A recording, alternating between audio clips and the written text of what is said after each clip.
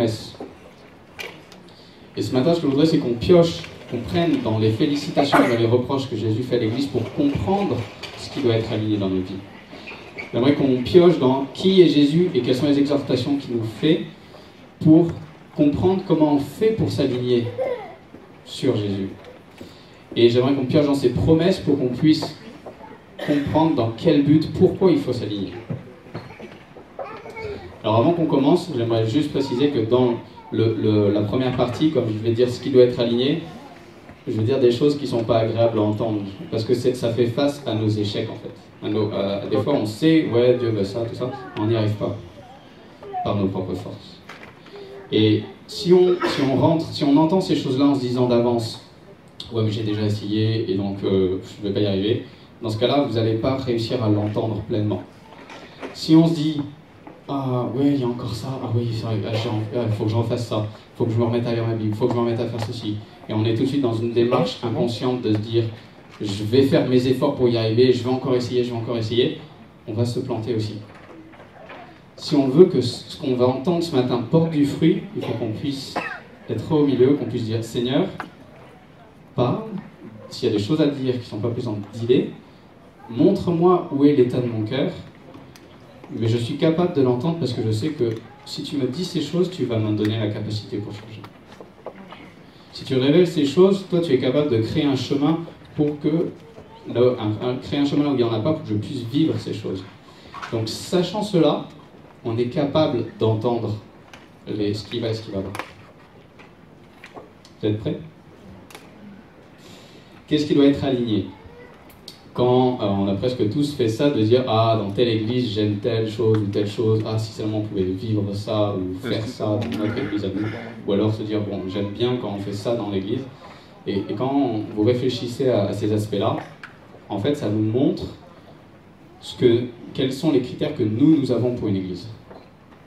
Et ces critères, ça peut être son nombre, ses services, son organisation, le fait qu'il n'y ait pas de problème apparent, le fait qu'il y ait un leader charismatique. Pour certains, ça va être le fait qu'il y ait des miracles, le fait qu'il y ait une ferveur pour la prière, une ferveur pour l'action sociale, prendre soin de telle ou telle population. Et certaines de ces choses sont bonnes. Mais Jésus, lui, quand il sonde l'Église, quand il dit « Voilà mes critères pour savoir si l'Église est en bonne santé », c'est pas ces critères-là. Ces critères, c'est quels sont l'état des cœurs, quel est l'état du cœur, quel est l'état de la doctrine, les enseignements et ce que les gens croient, quel est l'état du comportement des gens, et quel est l'état des actions qui en découlent. Le cœur. Apocalypse 4. Mais ce que j'ai contre toi, c'est que tu as abandonné ton premier amour. Je sais que tu es ni froid ni bouillant. Apocalypse 3,15. Si seulement tu étais froid ou bouillant, ainsi, parce que tu es tiède et que tu es ni froid ni bouillant, je vais te vomir de ma bouche. Le premier amour, c'est quand on a soif de Dieu, quand on a soif de s'intéresser à l'autre. On a envie de savoir qui est Dieu, qui est Jésus. On se dit, on a envie de connaître son enseignement. On croit en lui, on sait qu'il est capable, on s'attend à ce qu'il change notre vie. On a envie d'en découvrir plus. Est-ce que dans notre relation avec Dieu, on veut s'intéresser encore plus à lui, à ce qu'il pense, à ce qu'il ressent? Ou est-ce que les soucis de la vie, la pression, le rythme du quotidien nous ont freinés et font qu'on ne se concentre plus que sur Dieu aide-moi dans ceci et cela. Et finalement, on est dans une relation de couple avec Dieu en se disant ok, en fait, je ne m'intéresse même plus trop à toi, je suis plus à prendre pour moi. Est-ce qu'on est satisfait de cette prière du soir qui dit « Seigneur, merci pour cette journée et garde-nous pour la nuit » Non. Premier amour. Un autre aspect du cœur que la Bible nous met en garde, c'est d'être attaché aux possessions, esprit de mammon. Est-ce que je me sens rassasié? Est-ce qu'on se sent bien quand nous possédons telle ou telle chose? Est-ce qu'on est rassuré par le chiffre sur notre compte en banque? Ou bien est-ce qu'on est comme Paul, à se satisfaire des moments où on est dans l'abondance et des moments où on est dans le besoin? volontairement, je ne donne pas de réponse, je fais que donner des curseurs, et ensuite on verra comment Dieu nous donne la réponse pour changer notre cœur. On a vu le cœur, on voit la doctrine.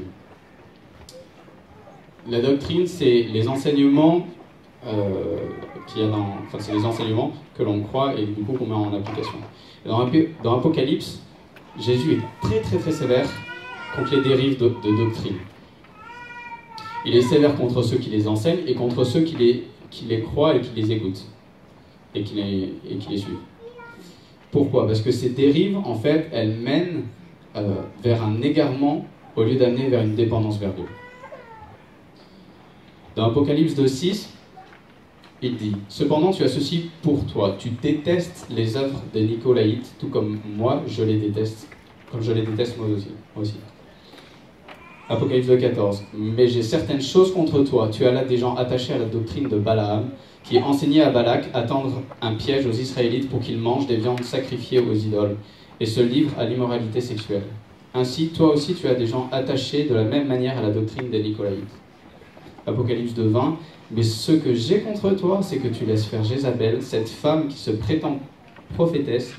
Elle enseigne et égare mes serviteurs pour qu'ils se livrent à l'immoralité sexuelle et mangent des viandes sacrifiées aux idoles. » Alors ce qui est trompeur, c'est que quand on entend ces choses-là, on ne se sent pas concerné. Manger des viandes sacrifiées aux idoles, être dans la débauche sexuelle, dans le cas qu'il présente, on dit on n'est pas trop concerné quand même. Du moins j'espère. Mais en fait, là ça paraît évident que c'est énorme, que c'est juste malsain. Mais quand on regarde bien, en fait ces doctrines-là, à la base, dans l'Ancien Testament, enfin dans le reste de la Bible, on voit qu'au départ, c'était pas si évident que ça en fait. Et là, Jésus met l'emphase sur voilà où est-ce que ça pourrait vous mener, mais il nous appelle à avoir du discernement parce que ces doctrines, ces déviations, ces dérives de doctrine, en fait, et ces personnes-là sont des symboles des différentes dérives qu'il peut y avoir. Et voici ce qu'elles représentent. Les Nicolaïtes, ça représente en fait ceux qui ouvertement utilisent la grâce de Dieu comme excuse pour ne pas faire d'efforts dans leur comportement de tous les jours. Oui, on est sous la grâce. Oui, on ne peut rien faire pour obtenir notre salut, et Dieu a tout fait. Mais la grâce aussi doit nous amener à une marche par l'esprit. Et on ne peut pas dire « je suis sous la grâce, je mérite pas d'être... j'ai pas besoin de faire quelque chose pour mériter d'être au ciel », ça c'est vrai, mais on ne peut pas dire « il y a ça », et puis du coup, je ne fais pas d'effort dans ma vie de tous les jours pour m'aligner sur le cœur de Dieu dans mon comportement. Et les Nicolaïtes, justement, ils disaient il y a la grâce, du coup, on n'a pas besoin de faire d'efforts. Et ça, c'est une dérive. Une autre dérive, c'est Balaam, qui représente ceux qui, en apparence, donnent le bon message de Dieu, mais en fait, dans leur vie, de manière cachée, n'accordent pas leur comportement avec ce qu'ils disent. J'étais surpris quand je disais ça, parce que quand on lit Apocalypse, on voit que c'est Balaam qui maudit les Israélites, qui les emmène dans des dérives, alors que quand on lit dans Nombre 22, Balaam, il n'a rien fait de tout ça. Au contraire, Balak, le roi, l'a fait venir pour maudire, mais lui, il a choisi de dire « non, je peux pas, je vais faire que ce que Dieu me demande ». Et en fait, en apparence, on voit que lui, il a fait les bonnes choses. On ne comprend pas trop pourquoi l'âne lui a parlé, et pourquoi Dieu lui dit au départ vas-y, et puis là, juste après, il lui dit non, tu prends les choses à la légère. On ne comprend pas sur le moment. Et en fait, ce qui nous aide, c'est à d'autres passages dans la Bible, notamment dans Néhémie et dans Michée, Dieu parle directement. Et il dit, Balaam, en fait, dans son cœur, il était en train de maudire Israël.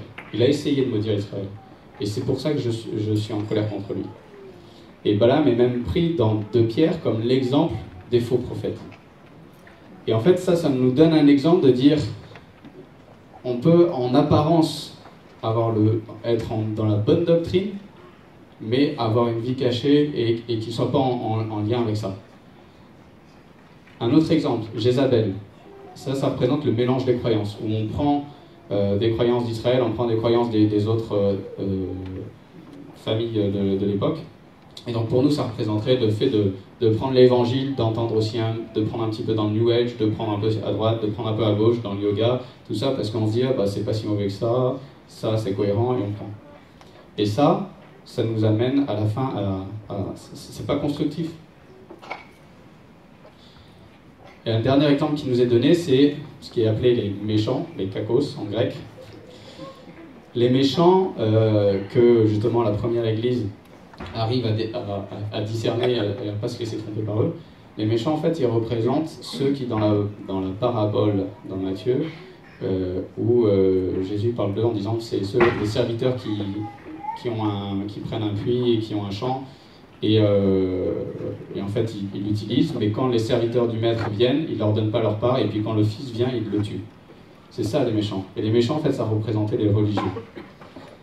Et en fait, les méchants représentent ceux qui sont dans un état d'esprit religieux, c'est ceux qui sont tellement enfermés dans leur façon de voir Dieu, en disant Dieu il peut que agir par ça.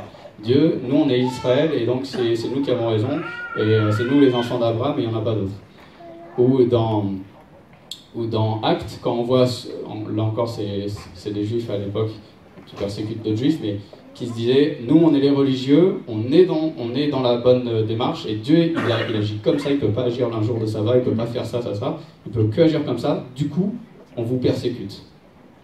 Et en fait, les religieux quand on a un cadre de Dieu trop fermé et qu'on ne se laisse pas, qu'on n'accepte pas que le Saint-Esprit agisse tantôt d'une manière, tantôt d'une autre, et qu'on reste que dans un cadre, finalement, on devient religieux et on devient même persécuteur de ce que Dieu veut vraiment faire. L'ensemble de ces quatre dérives peuvent être en partie dans notre tête. Ce qui est important, c'est d'en prendre conscience, de le discerner pour changer. Et l'église d'Éphèse a réussi justement à discerner, et ça, Jésus, il en est content, il a dit « Tu as mis à l'épreuve ceux qui se prétendent apôtres sans l'être, tu les as trouvés menteurs. » C'est donc primordial qu'on soit ancré en fait dans le message de la Bible, et de ne pas se laisser embarquer dans des dérives qui à la base sont subtiles, mais qui à la fin nous amènent dans des débauches énormes. Prenez donc garde à vous-même, dit dans 2 Jean 8 à 9, pour que vous ne perdiez pas le fruit de nos efforts, mais que vous receviez une pleine récompense. Celui qui ne reste pas attaché à l'enseignement qui concerne le Christ, mais s'en écarte, n'a pas de communion avec Dieu. Celui qui reste attaché à cet enseignement est uni au Père comme au Fils. On a vu le cœur, on a vu la doctrine et maintenant le comportement. Alors c'est lié à la doctrine parce qu'en général, ce qu'on croit, ça influence notre manière de nous comporter. Et c'est ce qui doit être le cas quand la doctrine est bonne. Et une des dérives qui était dénoncée avant, c'est de dire on croit l'évangile, mais finalement, on ne se met pas en ligne dans notre vie de tous les jours. Et donc, encore une fois, le comportement doit s'aligner. On doit entrer dans cette marche par l'esprit, dans cette marche de la sanctification. C'est quoi ce mot barbare? C'est dire j'arrête de vivre pour moi, je vis pour Dieu, et le Saint-Esprit est en moi, et il me conduit, et au fur et à mesure qu'il m'apprend à comment me comporter, je m'aligne sur ça. S'il me révèle par sa parole ou d'une autre manière que telle chose dans ma vie n'est pas bonne, bah je m'y conforme. Et ça, c'est la sanctification. Donc, dans les comportements, il y a l'aspect est-ce qu'on se laisse aller et on dit que la grâce nous permet de faire n'importe quoi, ou est-ce qu'on marche dans la sanctification? Il y a un autre aspect qui est le fait d'être fidèle, en opposition avec le relâchement dans l'épreuve. Dieu nous encourage à être fidèles jusqu'à la mort et à persévérer dans les épreuves. Apocalypse 2.10. Sois fidèle jusqu'à la mort et je te donnerai la couronne de vie. Apocalypse 2.25. Seulement ce que vous avez, tenez-le fermement jusqu'à ce que je vienne. Et ce qui est rassurant aussi, c'est qu'à la fois il nous demande de persévérer, de tenir ferme, et la fois on verra tout à l'heure que à une des églises, il sait que c'est la limite à ne pas dépasser, et il va lui dire je ne te mets pas de fardeau supplémentaire. Dieu connaît nos cœurs, il sait jusqu'où on peut supporter les choses. Mais en même temps, il nous demande de persévérer. Et un dernier aspect sur le comportement, c'est l'intégrité, en opposition avec le compromis. À l'église de Laodicée, il lui reproche d'être nue, entre guillemets, enfin entre autres, alors qu'elle se croit habillée. Et la nudité dans la Bible, en fait, ça fait penser aux prophètes de l'Ancien Testament, notamment Ézéchiel. Lorsqu'ils décrivent Israël, ils la décrivent comme une femme nue, une prostituée. Et ça veut dire quoi? Ça veut dire qu'Israël, dans les moments où en géopolitique il était faible, il est allé chercher de l'aide chez les Égyptiens parce qu'ils avaient une puissance militaire qui était forte. Et Dieu lui reproche ça, il lui dit, toi, tu me faire confiance. Au lieu d'agir sur des raisonnements humains, en se disant, humainement, j'ai pas la force, humainement, c'est une impasse, donc je vais faire appel à tel moyen qui a l'air de marcher, ça, c'est un compromis. Et ça, c'est ce que Dieu réprimande dans nos cœurs. Il lui dit, non, fais-moi confiance. Moi, j'ai une autre solution pour toi. Souvent, ça demande de la patience. Ça demande de ne pas céder à la précipitation. Mais encore une fois, il faut que ça soit conduit par Dieu et par sa parole. Le compromis ou le compromis ou sinon l'obéissance. Il reste les actions. Apocalypse 2,19. Je sais que tes dernières œuvres sont plus nombreuses que les premières. Apocalypse 3,1. Je connais tes œuvres, je sais que tu passes pour être vivant, mais que tu es mort. C'est vrai que notre foi doit se manifester dans les actes, mais je vois qu'en fait, souvent, nous, on est plutôt à chercher, on a une tendance à chercher d'abord les actes. Je ne sais pas si c'est parce qu'on est dans une société qui est très dans l'accès production. En tout cas, on a très vite tendance, et notamment en région parisienne, à être submergé d'activités, à faire plein de choses, des fois plein de choses pour Dieu, mais finalement on ne le fait même pas avec Dieu. Et 1 Corinthiens 3, 10 à 17 nous met en garde, nous dit que attention que l'on construise sur le fondement avec de l'or, de l'argent, donc le fondement étant Jésus, que l'on construise sur le fondement avec de l'or, de l'argent, des pierres précieuses, du bois, du foin ou de la paille, l'œuvre, donc les actions, de chacun sera dévoilée. Le jour du jugement la fera connaître, car elle se révélera dans le feu, et l'épreuve du feu indiquera ce que vaut l'œuvre de chacun. Si l'œuvre que quelqu'un a construite sur le fondement subsiste, il recevra une récompense. Si son œuvre brûle, il perdra sa récompense, lui-même sera sauvé, mais comme au travers d'un feu. On a besoin de faire appel à Dieu pour lui demander du discernement, et pas se précipiter dans les actes, pas se précipiter dans les projets, mais lui demander son regard sur ces choses. Est-ce que c'est ton projet, Seigneur? Est-ce que des fois c'est ton projet, mais c'est pas le timing. Est-ce que c'est ton timing? Et quelque chose qui peut aider, c'est de dire, est-ce que l'on vise les œuvres, ou est-ce qu'on vise la relation, et de cette relation découlent les œuvres? On va pouvoir respirer. On a vu tous les critères de Dieu qui sont élevés, qui sont inatteignables humainement, et maintenant on va voir comment c'est possible de le vivre.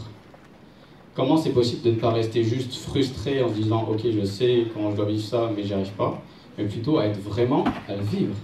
Être vraiment à dire ce que j'arrive même pas à imaginer de vivre, parce que je me dis c'est juste impossible, c'est juste pour l'éternité, parce que pour l'instant j'arrive pas à le voir, même pas à l'imaginer dans ma vie. Ben ça, Dieu peut ouvrir un chemin et peut nous faire vivre. Encore une fois, je rappelle que ce n'est pas par nos propres efforts qu'on peut arriver à quoi que ce soit.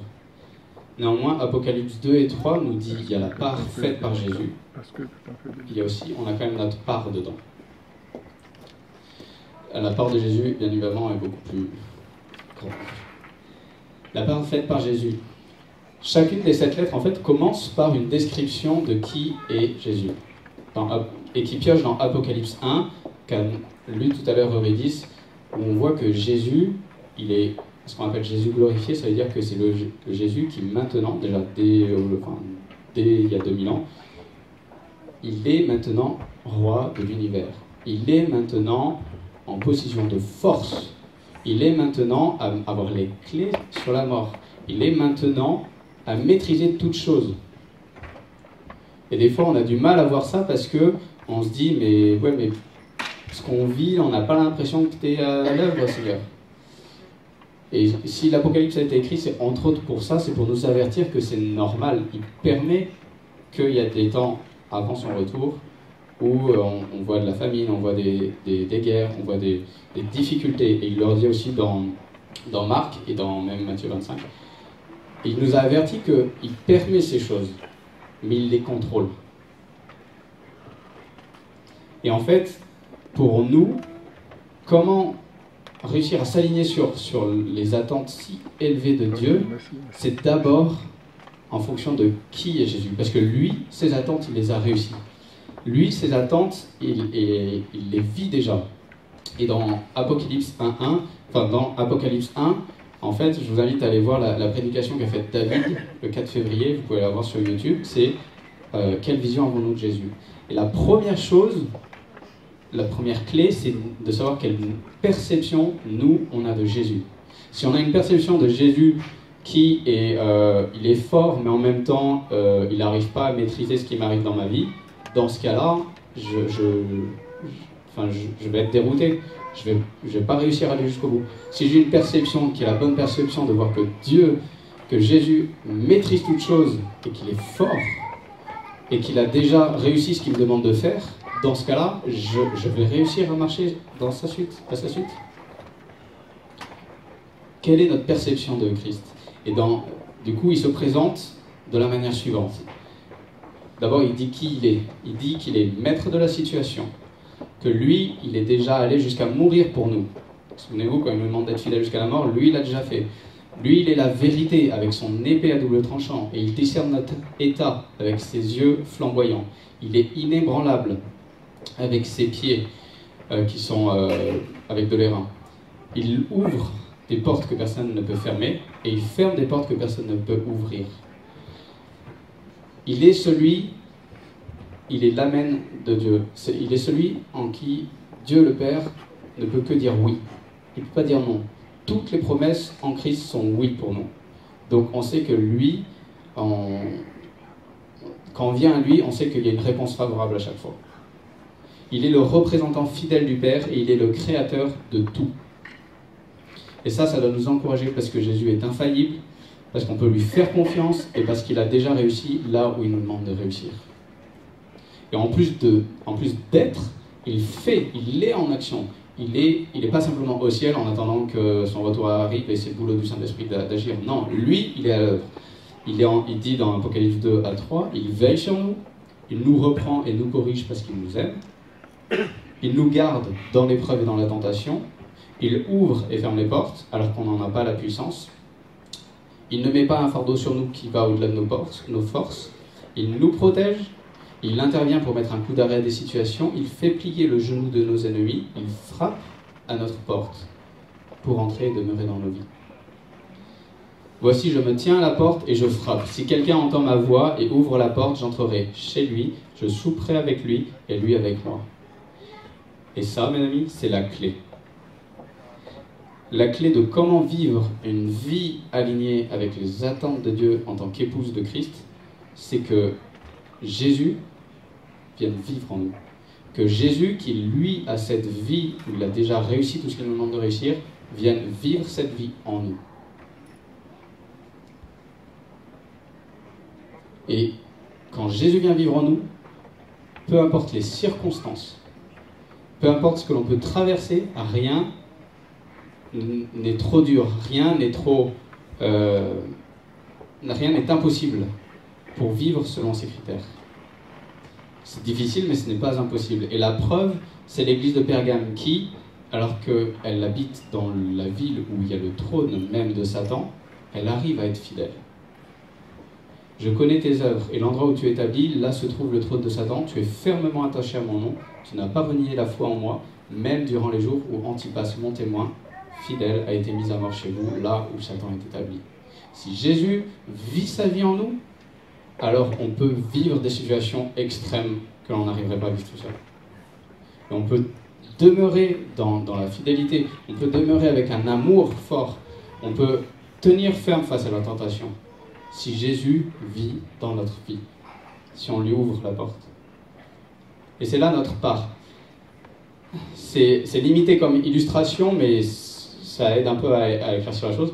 Si Jésus, lui, il a la capacité, nous, notre rôle, c'est la responsabilité. Dieu est capable de vivre cette vie, mais nous, il nous reste la responsabilité de choisir de le laisser entrer. il nous reste la responsabilité de choisir, d'entendre ses remarques et de lui demander son aide pour arriver à avancer avec lui, ou alors de choisir de ne rien faire. Et cette responsabilité reste nôtre. Et cela, ça ne se fait pas simplement en disant « Dieu aide-moi, mais moi je continue à faire ce que je suis en train de faire et j'attends juste que tu viennes par un coup de baguette magique changer ma situation. » Ça ne marche pas comme ça. Ça marche en disant je fais appel à toi, mais en même temps je commence à me mettre en marche. Et qu'est-ce qui nous fait dire ça? C'est qu'en fait, pourquoi il y a la part de Dieu et en même temps il y a notre part, et en même temps dans la Bible il est dit, mais c'est Dieu qui nous donne le vouloir et le faire. Donc finalement, en fait, même ce que nous on doit faire, qui est de choisir d'en avoir envie, de vouloir, finalement c'est parce que Dieu nous en donne la capacité. Et en fait, quand on creuse toujours la part de Dieu, la part de l'homme, c'est toujours entremêlé. Pourquoi? Parce que si c'était clairement dit, voilà, vous avez juste ça à faire et Dieu il fait tout ça, on serait assez intelligent pour faire, allez, j'ai fait ça, maintenant Dieu tu fais ton boulot. Et en fait on passerait juste à côté de l'essentiel qui est l'histoire de cœur. Et en fait on serait dans une démarche de mérite. Et en fait c'est normal et c'est fait exprès que ça soit mélangé, qu'on ne sache pas jusqu'où s'arrête notre part, parce que Dieu veut nous faire aller au-delà de nos actes, il veut nous rencontrer sur notre cœur. Il veut qu'on ait soif en fait du changement, et que cette soif nous fasse nous mettre en action et qu'en même temps lui vienne pour venir à notre secours. Qu'est-ce qui me fait dire ça? C'est le fait que dans Apocalypse, à la fin, il dit à l'église de Laodicée, je crois, achète des vêtements purifiés, achète de l'or purifié, achète des vêtements blancs, achète. Ce mot achète, ça fait penser à Ésaïe 55, qui dit « Vous tous qui avez soif, venez vers l'eau. Même si celui qui n'a pas d'argent, venez acheter et manger. Venez acheter du vin et du lait sans argent, sans rien payer. Tendez l'oreille et venez à moi. Écoutez donc et vous vivrez. Recherchez l'Éternel pendant qu'il se laisse trouver. Faites appel à lui tant qu'il est prêt. Que le méchant abandonne ses voies et l'homme injuste ses pensées. Qu'il retourne à l'Éternel, il aura compassion de lui. Qu'il retourne à notre Dieu, car il pardonne abondamment. » Et donc, notre part, c'est d'acheter, c'est-à-dire d'avoir soif. Et la soif, c'est je vais vers Dieu. Et ça peut pas rester, quand c'est sincère, ça peut pas rester juste avec une pensée. On se met en action. Et c'est là où, c'est avec ce filtre-là de dire je fais quelque chose, mais ça doit d'abord venir d'une soif, que Apocalypse nous donne des clés après de dire voilà concrètement ce que tu peux faire. Avec cette soif, on est encouragé à aller dans la repentance et le changement de comportement. Et ça, c'est quoi? Ça veut dire que la repentance, c'est d'entendre l'état de cœur et d'accepter, de dire ok, je vois que sur tel aspect, je ne suis pas en ligne avec toi, et Seigneur, je reconnais même que j'en ai même pas envie. Et que, honnêtement, je préfère plus ma vie tranquille que de m'aligner sur toi. Mais je choisis d'aller vers toi. Je choisis de me conformer à toi. Je choisis de faire appel à toi pour que tu changes mon cœur. Et en même temps, je me mets en marche. Ça, c'est la repentance. Un autre aspect concret que Apocalypse 2.3 nous donne, c'est l'ancrage dans la parole. Avec cette soif, du coup, on est appelé, on est encouragé à lire la parole, à écouter l'enseignement de Dieu. Et que par son Saint-Esprit, notre façon de voir, notre façon de comprendre les choses soit renouvelée et que notre intelligence soit renouvelée. On est aussi appelé à persévérer dans l'épreuve. Parce qu'il dit justement, achète de l'or purifié par le feu. Et le feu fait référence aux épreuves. Et du coup, il faut qu'on ait conscience dans ce processus que les épreuves font partie du processus pour à la fois purifier notre foi et en même temps nous donner encore plus soif de Dieu et nous faire avancer avec lui. Donc, même si elles sont difficiles, ne les rejetons pas et on ne peut pas y arriver tout seul, on a besoin de son aide, mais elles font partie du processus. Et en même temps, comme j'ai dit tout à l'heure, Jésus, on peut avoir l'assurance que d'abord Jésus il a souffert avant nous et que c'est un Dieu qui sait souffrir avec nous et en même temps, il connaît nos limites et qu'il ne nous mettra pas d'épreuves au-delà de nos forces. La pureté. Lorsqu'il dit à l'église, achète-toi un vêtement blanc, il dit en gros, lave ton péché. Et il y a deux choses à ça. Il y a d'abord le pardon de Dieu, et le sang, si vous vous sentez coupable, si vous avez de la culpabilité lorsque vous retombez dans des travers, ou même quand c'est la première fois, si vous avez de la culpabilité, il n'y a rien à faire, il y a juste à proclamer, lisez Hébreux 9 et 10, et remettez-vous devant Dieu en disant, Seigneur, moi j'y arrive pas, mais toi tu me laves de ma culpabilité. Et ce qu'a fait Jésus à la croix, c'est suffisant une fois pour toutes pour me laver de la culpabilité. Donc si j'ai des sentiments de culpabilité, je proclame ce que Jésus a fait à la croix, et je proclame qu'il enlève cette culpabilité. Et en même temps, toute cette démarche et je choisis aussi de croire que Dieu ne se lasse pas de me pardonner. Et donc le pardon est aussi une clé importante dans le processus, à la fois de Dieu vis-à-vis de nous, et nous aussi ne nous lassons pas de pardonner aux autres, à ceux qui nous ont offensés. Et la pureté qui est liée avec cette histoire de robe blanche, c'est aussi de dire, avec quoi tu te nourris? Est-ce que tu dis Seigneur, viens, libère-moi de ça, mais je continue à regarder telle chose ou à nourrir mes pensées de telle manière, ou à écouter telle discussion qui ne fait que m'emmener vers le bas? Avec quoi on nourrit nos pensées? Et donc, ce qu'on a vu, c'est que Dieu a des standards énormes, mais qu'on peut les vivre parce que si Jésus vient vivre cela en nous, si Jésus vient vivre sa vie en nous. Et en même temps, nous, on a notre part à faire dans le sens où il faut qu'on en ait envie, il faut qu'on en ait soif. Et cette soif ne peut pas être simplement un désir ou une envie comme dans la chair, mais c'est plutôt une soif profonde, où même si on n'a pas le sentiment de la soif, on se met en route. Parce que cette vie de Jésus nous interpelle, et au plus profond de nous, même si on n'a pas les sentiments, même si on n'a pas envie de changer, on a quand même soif de ressembler à Jésus, on a soif de cette vie, et on n'a pas soif de la mort éternelle, on a envie de changer. Mais du coup, on se met en action. Dans quel but s'aligner maintenant? Pourquoi on ferait tous ces efforts?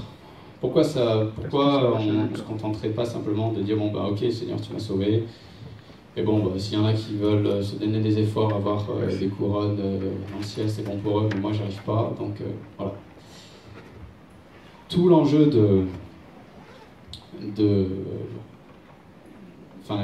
tout ce qui est en jeu, c'est le fait que si on ne s'aligne pas, on ne sera pas vainqueur.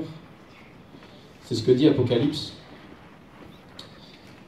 Et c'est ce que dit Jésus dans Apocalypse 2.5. Il dit, sinon, donc si on ne s'aligne pas avec lui, sinon je viendrai bientôt et j'enlèverai ton chandelier de sa place, à moins que tu ne changes d'attitude. Si on laisse faire des dérives de doctrine ou si on les croit et qu'on ne les corrige pas, Jésus dit, sinon je viendrai bientôt à toi et je les combattrai avec l'épée de ma bouche. Les faisant référence à Nicolas Thébalin. Si tu ne restes pas vigilant, je viendrai comme un voleur, sans que tu ne saches à quelle heure je viendrai te surprendre.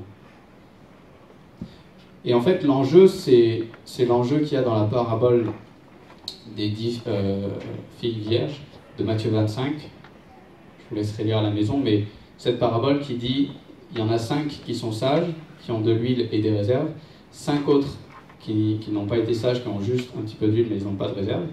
Le temps passe, tout le monde s'endort, mais quand Jésus vient, alors personne s'y attendait. Il n'y a que celles qui avaient de la réserve qui ont pu rentrer parce qu'elles étaient prêtes au bon moment, alors que les autres sont allés acheter de l'huile et elles sont venues, c'était trop tard. L'important, ce que Dieu nous dit dans cet alignement, il nous dit, mais l'enjeu est énorme. C'est d'être prêt. Soyez constamment vigilants. Et ça, c'est à la limite la motivation par défaut, ça pourrait être la motivation de la crainte. Mais il y a une motivation qui est plus grande que la motivation de l'amour. Le fait de suivre Jésus, et a fortiori de s'aligner avec lui, nous coûte tout. Et nos frères et sœurs qui sont persécutés le savent bien. Notamment quand ils sont musulmans, qui perdent leur vie, leur famille, leur travail, des fois qu'ils n'ont même plus de quoi se nourrir. Et là où ça nous coûte tout, Dieu, lui, il veut nous donner encore plus, il veut nous donner tout ce que lui, il a. Et ça, c'est les promesses qu'il y a. Au vainqueur, je donnerai ceci, au vainqueur, je donnerai cela. Et ça, c'est la motivation qui serait la bonne motivation, la motivation de l'amour, qui est de dire, mais en fait, pourquoi s'aligner avec Dieu? C'est juste parce qu'on arrête de jouer dans notre bac à sable et qu'on va jouer à l'océan. C'est juste que nous, là, on est limités et que Dieu veut nous donner quelque chose d'illimité. Et pour cela, ok, il y a un temps à traverser, ok, il y a des épreuves, tout ça, mais il nous en donne les moyens, puisque Jésus vit en nous. Et en même temps, il nous assure de la finalité. Il nous dit qu'il veut nous donner la vie éternelle. Au vainqueur, je donnerai à manger du fruit de l'arbre de la vie, qui est dans le paradis de Dieu. Le vainqueur n'aura pas à souffrir de la seconde mort. Donc ça, c'est la vie éternelle. Il nous dit qu'il veut nous donner de la nourriture. Au vainqueur, je donnerai à manger de la manne cachée. Il nous dit qu'il veut nous donner une identité, une appartenance, une approbation, lorsqu'il dit que je donnerai un caillou blanc au vainqueur, et sur ce caillou blanc est écrit un nom nouveau que personne ne connaît, si ce n'est celui qui le reçoit. Et le caillou, à l'époque, c'était aussi utilisé pour voter. Et en fait, là, Jésus il est en train de dire, moi, je vote pour toi. Moi, je t'approuve. Du vainqueur, je ferai un pilier dans le temple de mon Dieu, il n'en sortira plus jamais. J'écrirai sur lui le nom de mon Dieu, celui de la ville de mon Dieu, la nouvelle Jérusalem qui descend du ciel, d'auprès de mon Dieu, ainsi que mon nom nouveau. Dieu veut nous donner non seulement sa présence, mais faire que ça soit impossible qu'on sorte de sa présence à terme, et il veut qu'on lui appartienne, il veut marquer son nom sur nous. Et il veut, en plus de tout cela, comme si ce n'était pas suffisant, il veut en plus partager son règne. Il n'est même pas égoïste pour dire c'est moi qui gouverne et c'est pas toi parce que toi tu sais pas. Il nous dit non, je te donne le cœur, je te donne la sagesse, je te donne tout ce qu'il faut pour gouverner et viens gouverner avec moi. Au vainqueur, à celui qui accomplit mes œuvres jusqu'à la fin, je donnerai autorité sur les nations. Il les dirigera avec un sceptre de fer comme on brise des vases d'argile. Ainsi que moi-même, j'en ai reçu le pouvoir de mon Père et je lui donnerai les toits du matin. Le vainqueur, je le ferai asseoir avec moi sur mon trône. Tout comme moi aussi j'ai vaincu et me suis assis avec mon Père sur son trône. Pendant que Yves vient au piano, je voudrais juste nous rappeler que pourquoi on doit se mettre en route pour s'aligner avec Jésus. Parce que si on ne corrige pas, on s'écarte. Mais encore plus, c'est que la finalité, elle est bonne. Dieu, on en revient à notre histoire de début. Est-ce qu'on se contente d'aller au paradis ou est-ce qu'on veut ce que Dieu veut, c'est-à-dire qu'il veut une intimité avec nous? Il veut tout nous partager. Et même si nos cœurs qui sont durs, des fois ne vibrent même pas pour ça, ça n'empêche pas qu'on peut entendre ça et se dire, et en prendre conscience et de se positionner. C'est notre responsabilité. Et l'image que j'avais eue ce matin pendant le temps de louange, pendant le premier culte, c'était, je voyais une énorme pierre, dure, mais Dieu avec son épée, je voyais qu'il tranchait. Et alors qu'il tranchait, ça s'ouvrait, et en fait à l'intérieur c'était comme du melon. Et à l'intérieur du melon, il y avait une graine.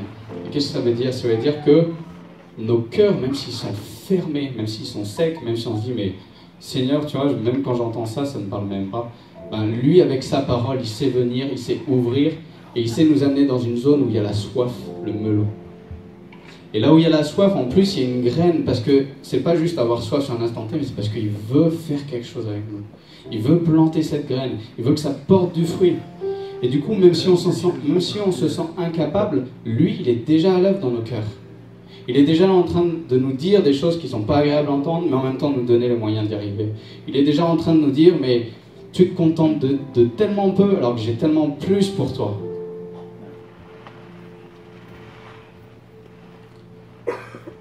Rappelons-nous les deux droites parallèles du début. Donc celle qui dévie un petit peu, pour la seule solution finalement, c'est qu'elle reste accrochée à celle qui ne dévie pas. Et nous, notre seule solution, c'est de rester accroché à Jésus. Parce que Dieu a comme objectif de faire de nous l'épouse de Christ, il faut qu'on s'aligne. Qu'on aligne notre cœur, notre doctrine. Il faut qu'on aligne notre comportement, nos actions. Et cela est possible parce que Jésus est notre exemple et qu'il vit en nous. Parce que lui, il a déjà vécu cette vie. Mais il nous reste le choix de rentrer dans cette démarche avec repentance, persévérance, pureté, pardon, ou de faire l'autruche et de dire j'y arrive pas et donc je vais pas y rentrer dans ça. Ça coûte tout, mais ça vaut la peine parce que Dieu veut tout nous donner. Seigneur, je te prie pour nos cœurs. Je te prie que... D'abord, je veux te louer de ce que, alors qu'on n'en a même pas conscience, qu'on n'en a même pas envie, toi, tu veux nous donner tellement de choses. Seigneur, on veut te louer parce que tu as ce cœur d'un mari qui veut le meilleur pour sa femme, alors qu'elle n'en a même pas conscience. Seigneur, parle à nos cœurs. Interviens. C'est ce que tu fais, Seigneur. Et merci parce que ça ne s'arrête pas simplement à un dimanche matin, mais ton esprit qui est en nous, Seigneur, œuvre, rappelle ces choses dans la semaine. Et je te loue parce que ce que tu es en train de faire, c'est que tu es en train de former Christ en nous, Seigneur. Et pour cela, on veut te voir glorifier. Pour cela, on veut que tu sois glorifié, Seigneur.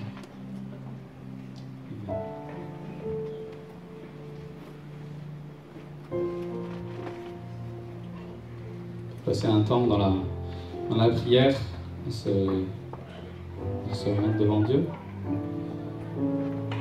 Temps de silence, temps de, si vous avez besoin de parler avec Dieu, sondez nos cœurs.